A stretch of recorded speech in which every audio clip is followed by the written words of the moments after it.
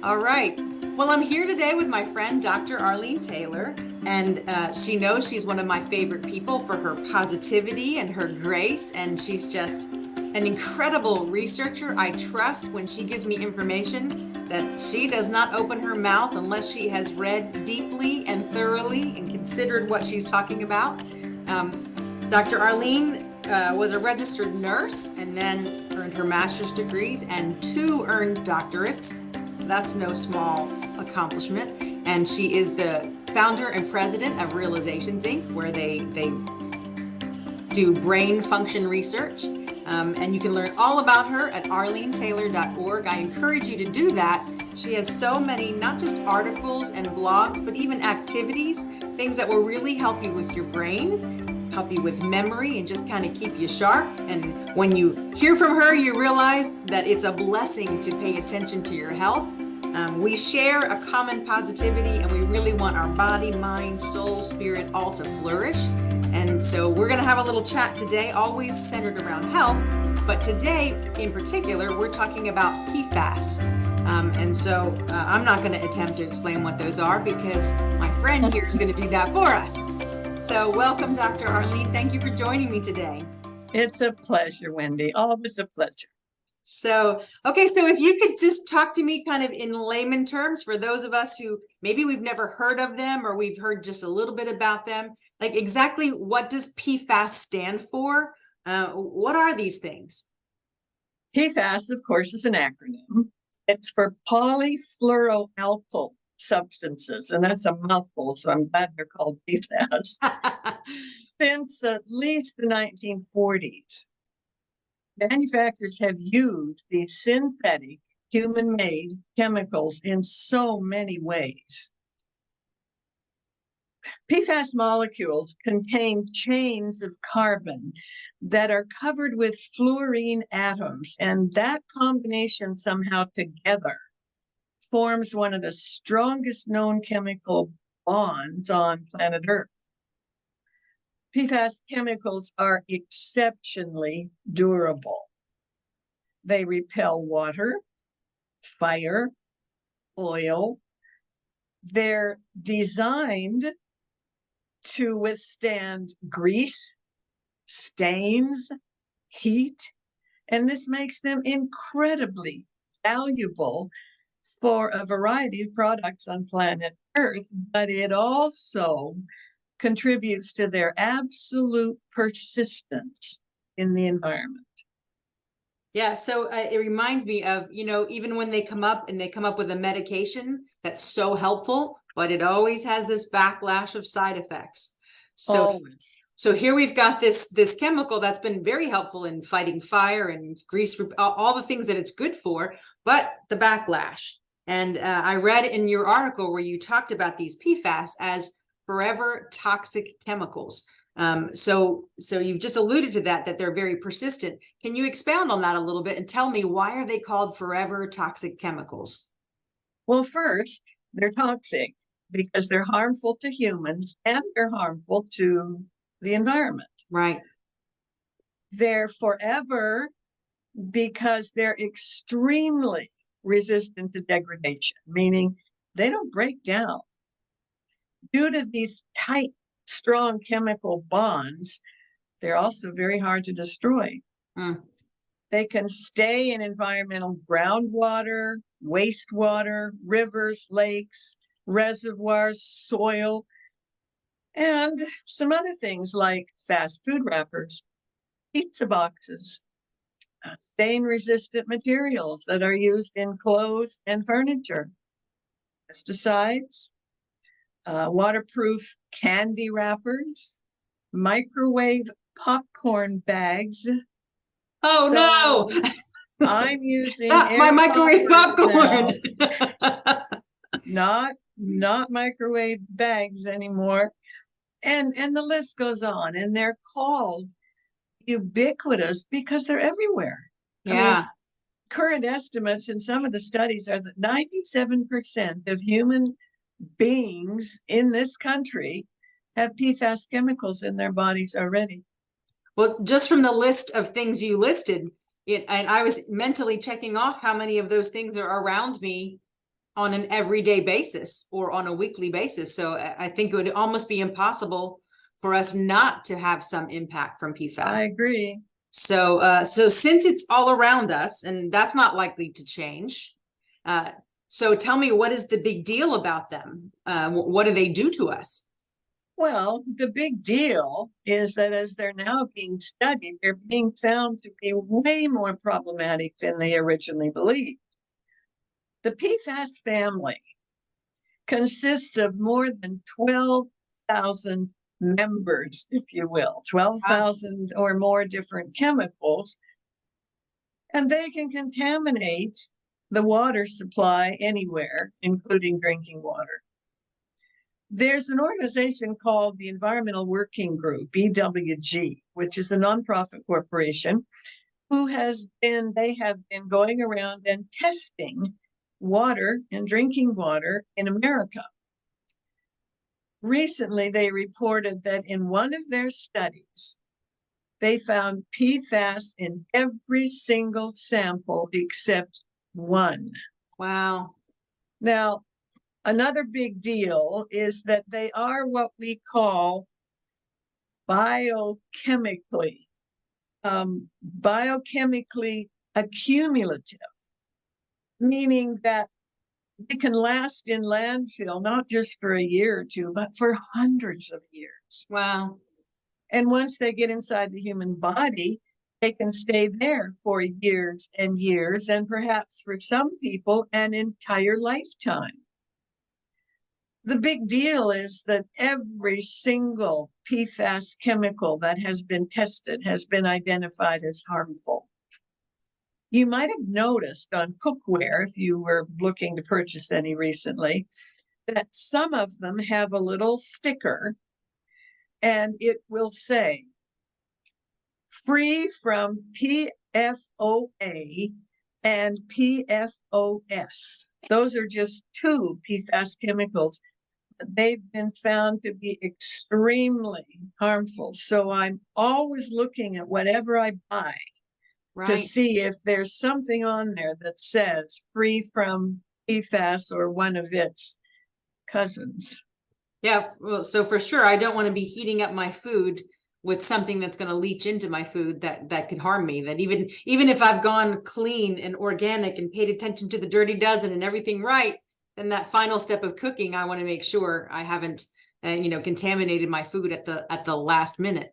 So that's important, and that's shocking to me that it was in every water sample except one.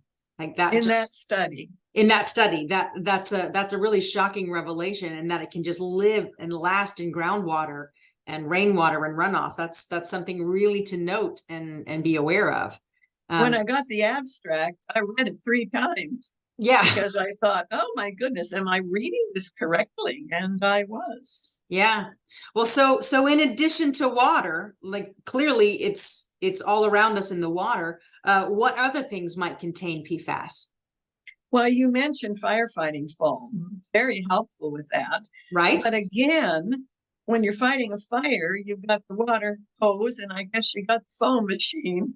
And so they sort of get into the wastewater supplies, and then they find their ways into streams and rivers and lakes and drinking water sources. Wow. See, PFAS coatings are used in so many products, clothing, furniture, adhesives because of their bonds, food packaging, heat resistant, non-stick cooking surfaces, and we mentioned that. Insulation in electrical wires. Unfortunately, they're reported to also be found in sunscreen. Right. Eye makeup and other forms of trying to make ourselves look better. Nail polish, dental floss, shampoo. I carry a magnifying glass and I read labels now. They can build up in the human body. Right. And they're resistant to being excreted. So the more exposure, the more chance you have for this bioaccumulation to occur. and they're absorbed faster than the body can eliminate them. Okay, so you mentioned exposure, and in the different ways that exposure can occur, and I wonder the difference of obviously coming in contact with your skin versus ingesting whatever the amounts of and how it gets into your body. Talk to me about exposure and how does what's the link to our exposure to PFAS and our health? Some of the things that they've discovered, even now, I think they're probably just discovering, because it's kind of a modern situation. They haven't been looking at this for 100 years. No, and some of the studies do say strongly suggest further research is going to be done. Well, you can be exposed by drinking contaminated water. Yeah. Wherever you get it from. Right. People go camping and drink out of the stream, and they may get it there, but certainly in, tap water. If you're working around PFAS, as in a manufacturing company, right, that are making chemicals, or firefighting, if you don't have a mask on and you've got all this foam combining with the water, right, using products that contain PFAS, or absorbing them in contaminated food. They've been linked to so many health problems, and we're just getting started, as you mentioned. Right. They can contribute to poor health, even when the individuals have been exposed to just a small amount, because they stay in the body.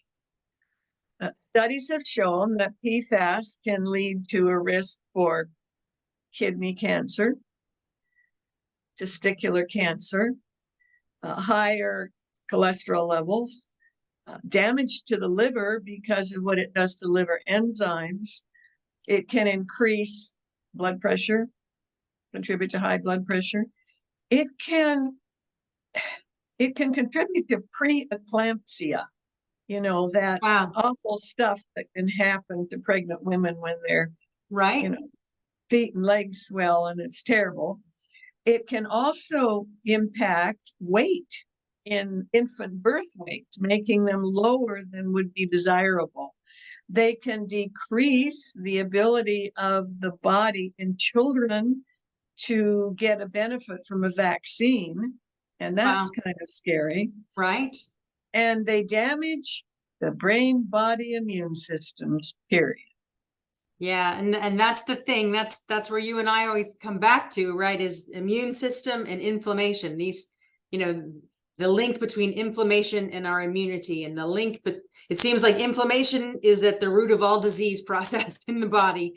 It's been linked with more than 50 chronic diseases, and so I want to keep the inflammation down in my body. Right. Well, so talk to me about PFAS and what that does to the immune system, and what your thinking is regarding inflammation. Well, what we think we know so far is that PFAS chemicals are called endocrine disruptors, meaning they interfere with the hormone systems. So both inflammation and immune system alteration are major concerns. They're linked, for example, with non-alcoholic fatty liver disease. PFAS appears to activate some of the same receptors that fatty acids activate, leading to what? Inflammation of the liver. Right. Analogous to the results of eating a very unhealthy diet. Researchers have found that these toxic forever chemicals impact both the body's immune system and the brain's immune system. Wow. The lymphatic vessels that you may have remembered from earlier discussions were only discovered in 2016. Right. Nobody knew. They're redoing all the textbooks because they didn't think the brain had an immune system. Well, it does. It does. So in 2021, animal models and human studies both reported that PFAS can alter the immune systems, potentially weakening their ability to fight disease and preventing the body from producing the desired levels of antibodies in response to vaccines. And I will digress to make the comment that I'm wondering if the individuals who had breakthrough COVID after receiving the vaccines perhaps had higher levels of PFAS in their body. In their body, that's a possibility. The American Heart Association, I found this interesting, reported that middle-aged women who have high blood concentrations of PFAS are 70% more likely to develop elevated blood pressure than their peers who have lower levels of those chemicals. I mean, Wow. that's just scary. And it's, I Right? certainly have reached middle age for a female. Me too. I'm going to live to 120. And postmenopausal women already have a drop in their estrogen that impacts the immune system. Right. And so then you have this pro-inflammatory response already because of lowered estrogen. Now you add PFAS, and they really have an increased risk for atherosclerosis and stroke. And you can start seeing that whatever is going on already, PFAS Right. can just add to it and exacerbate it. Yeah. And you mentioned non-alcoholic fatty liver disease. And the reason that caught my ear is because it seems like at every dinner party that I'm at right now, somebody is dealing with non-alcoholic fatty liver disease in my circles. It just, like, out of the blue, where is that coming from? But if it's linked to the amount of PFAS in the body and all the things that are surrounding us that have it, particularly just drinking it, if we're just drinking it in the water all day, drinking that in, using it in all the cooking, everything we're doing, it's no wonder that some of these conditions that you didn't hear about 25, 30, 40 years ago, unless someone was unhealthy. Healthy people are struggling with odd issues. And it does make you wonder and at least consider that we should pay attention to PFAS and do whatever it is we can to mitigate and to reduce our exposure to them. And there you come back to the bioavailability, the bioaccumulativeness. Because let's say that they're eating a menu that isn't good for the liver, and now you add PFAS to that. And if by any chance they take wine with dinner every night, okay, there you've got three factors right there, and it's bioaccumulative. Yeah, that's important to remember. That's important. So thank you for bringing that up. So if PFAS, if they're in the water supply, clearly they're in the water supply. No one's denying that. And they're dangerous. So as we're just finding out about them, what do we know that's starting to be done about it? I just got an article not long ago that reported on what the United States Environmental Protection Agency, EPA, started doing in June of 2022. That's when they started issuing a warning against what they called toxic forever chemicals in drinking water, which is where I think probably that phrase came from. Right. The EPA is making available $1 billion, not million, billion, $1 billion in grant funding to help communities that are on the front lines of PFAS contamination, because some places in the country have a lot more contamination than others. And first on their list is to reduce PFAS in drinking water, especially in communities that are facing this disproportional impact.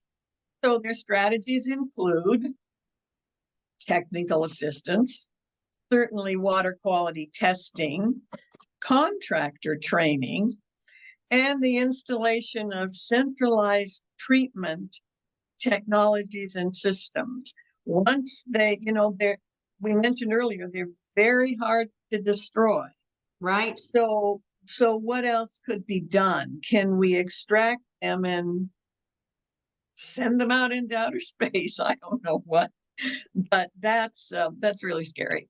Right. And it will certainly take time, as knowledge comes, it will take time for companies to consider alternatives that might give us some of the same benefits without using these chemicals. And it's not like you could just boil your water and they go away. No, That's not how you get rid of them. The only way you could get rid of them would be, to have something that would help you filter them out at exactly. the source. So how can, well, that brings us to how do we protect ourselves from ingesting these PFAS? Well, when you look at all the research, I think the number one thing is you want to drink the cleanest, purest water you can possibly find. Yeah. So for me, I avoid drinking tap water. I would never drink tap water anywhere unless I had to have the water, because your body needs the water. But Right. otherwise, I don't drink tap water. Neither do I drink bottled water in plastic. Go to the airport and the bins are just filled with the plastic water bottles, and that I don't think is too safe. Right. I personally drink purified water. I also use clean filtered water in all my cooking. Right. I carry a stainless steel thermos of purified water in the car so that I don't have to stop and run in and buy a bottle of plastic. I read labels, Wendy, and that means you have to carry a magnifying glass because some of the print is ridiculously small, and my brain's opinion is that that's on purpose. That's on purpose. Yeah. Because if you knew that the number one ingredient in 7 different types of catsup, for example, the first ingredient is high fructose corn syrup, which is another one of these, things you really don't want. Right. Maybe they wouldn't buy it. So I carry a little magnifying glass. And I don't care if people think as I'm looking through it that, oh my, she must be 130. She can't see anything. It's my body. I'm going to read. That's right. I carefully read the composition of cookware, and I look for those that don't have any of those 2 really bad ones, very harmful ones that have been so common. I read the labels on shampoo. I read the labels on makeup. So are they listed on labels? Is it listed as PFAS, or are you looking for that polyfluoral? I'm looking for both. For Or both. I'm looking for something that says, no PFAS. Gotcha. Okay. And my trick, I don't have a magnifying glass, but I use my phone camera and blow it up. So for those who are not ready to carry a magnifying glass, you got a phone in your pocket, you can still blow it up or take a picture of it, blow it up and read. I don't want to buy anything that's wrapped against my food, so that, I used to grab sandwiches for lunch. I'm making my sandwiches at lunch now. Right. I look carefully for companies that say products are free from PFAS, and there are companies that are saying that now. You can even Google on internet companies that are working to keep PFAS out of their products, and that's been helpful. That's a good tip. So I know you and I both have an Ion Thrive water machine, and with the just the awareness that PFAS are in so much of the drinking water around us. And I do believe we even we checked with Greg to find out, okay, is Ion Thrive, does their filtration, is that 0.01 micron small enough that it catches these things? So my understanding is that this is like one of the best machines available as far as filtering down to the smallest possible particle to have pure clean water. So tell me how you feel about using your Ion Thrive machine and how that makes you feel about with PFAS, and what you think, if research shows what this could remove from the water supply. I'm happy to do that, Wendy. My nonprofit corporation does not allow me to endorse products. Correct. But I can tell you what I do. Right. So my understanding is this: the CDC, the EPA, and environmental sciences have all made specific recommendations about how to get PFAS out of drinking water. Right. And according to the KYK manufacturer of Ion Thrive, the good news is they say their machines meet or exceed the recommendations from all three of those organizations for removing PFAS from drinking and cooking water. So I'm working diligently to reduce my exposure to PFAS, and I'm sure I've got decades of exposure, but I'm working on it. And one of my strategies is that I don't drink anything if I have that option unless it's gone through my Ion Thrive machine. Yeah, I'm the same way. All my drinking water comes through my Ion Thrive machine. I either use glass water bottle or stainless steel. I use glass drinking cups. I use the clean water function for cooking or making, even if I'm going to brew a cup of tea or something, because I just really want to make sure in a sea of, of everything. And it's overwhelming when you think that they're all around us. Again, I want people not to feel overwhelmed by or enemy that, hey, there's the PFAS out there and they're going to come in to get you.